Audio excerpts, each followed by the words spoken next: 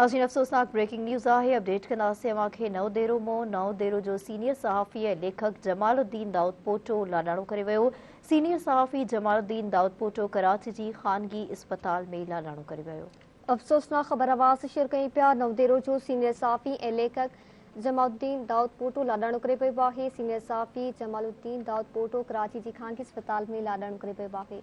जी नाज़रीन अफ़सोसनाक ख़बर है। अपडेट कंदासीं अव्हांखे नओं देरो जो सीनियर सहाफ़ी ऐं लेखक जमालुद्दीन दाऊद पोटो लाॾाणो करे वियो।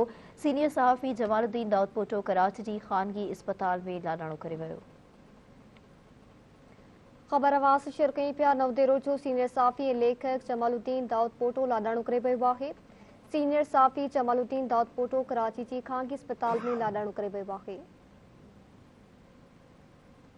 जी नाज़रीन अफ़सोसनाक ख़बर है। अपडेट कंदासीं अव्हांखे हिकु भेरो ॿीहर नओं देरो जो सीनियर सहाफ़ी ऐं लेखक जमालुद्दीन दाऊद पोटो लाॾाणो करे वियो।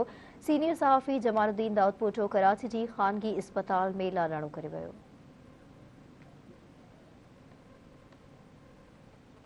अफ़सोसनाक ख़बर आवाज़ शेयर कई पिया। नओं देरो जो सीनियर सहाफ़ी ऐं लेखक जमालुद्दीन दाऊद पोटो लाॾाणो करे पियो। सीनियर सहाफ़ी जमालुद्दीन दाऊद पोटो कराची जी ख़ानगी इस्पताल में लाॾाणो करे पियो आहे।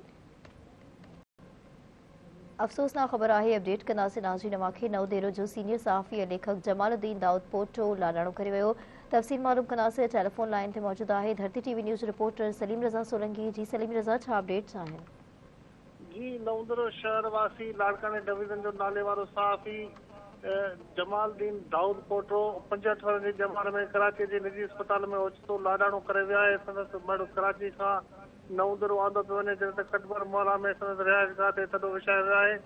जमाल दाऊद पोटो जे ओचिते वफ़ात ते ख़बर पड़ते लाड़काने डिवीज़न तोड़े नओं दर्जे सहाफ़ती सथ में सोग वारी सूरत हाल छाइजी वई आहे।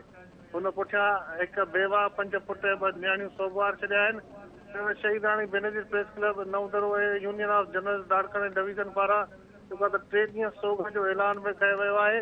इन जे हवाले सां ॿुधाईंदा त जमाल दाऊद पोटो उत्तर सिंध में अंग्रेज़ी सहाफ़त जो वॾो जेको आहे किरदारु हो। हुन अंग्रेज़ी अख़बारनि तोड़े न्यूज़ एजेंसी में जेको आहे त पंहिंजी भरपूर नमूने रिपोर्टिंग करे ऐं मसइलनि खे जेको आहे त इंटरनेशनल लेवल ते जेको आहे त उजागर कयो।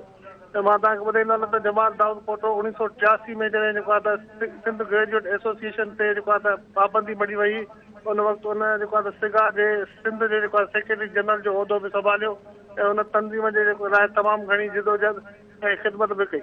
हुनजे जेको आहे त विछोड़ ते सिगा थोरे जेको आहे त नओं दर्जे ऐं लाड़काने जे सहाफ़ती सथ में जेको आहे त सोग वारी सूरत हाल आहे। ऐं सिगा जा जेके मरकज़ी अॻुवान आहिनि उन्हनि पारां जेको आहे त इन जे वफ़ात ते जेको आहे त सलीम रज़ा, अव्हांजी वॾी महिरबानी अपडेट करण लाइ।